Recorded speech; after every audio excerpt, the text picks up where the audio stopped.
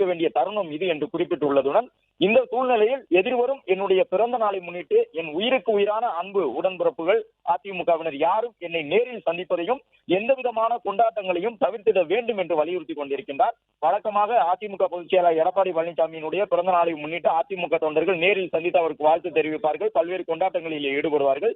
அதையெல்லாம் போர்க்கால சூழ்நிலையால் தற்பொழுது கைவிட வேண்டும் என்று அவர் வலியுறுத்தி இருக்கின்றார். ஆனாலும் கூட ஏற்கனவே திட்டமிடப்பட்டிருந்த அவருடைய பிறந்த நாளுக்கான, அதாவது அதிமுக பொதுச் செயலாளருடைய பிறந்த நாளை முன்னிட்டு ரத்த தான முகாம், மருத்துவ முகாம், நலத்திட்ட உதவிகள் வழங்குவதற்கான முகாம் உள்ளிட்ட சமூக நல செயற்பாட்டு நிகழ்வுகளை தொடர்ந்து நடத்தலாம் என்றும் அவர் குறிப்பிட்டிருக்கின்றார். எல்லையில் போர் புரியக்கூடிய ராணுவ வீரர்கள் நலமுடன் இருக்கவும் வெற்றி பெற்றிடவும் தன்னுடைய பிறந்த நாளில் கோவில்கள், மசூதிகள், தேவாலயங்கள் உட்பட வழிபாட்டு தலங்களில் இறைவனிடம் ராணுவ வீரர்களுக்காக வழிபாடு நடத்திக் கொள்ள வேண்டும் என்றும் அவர் வலியுறுத்தி இருக்கின்றார்.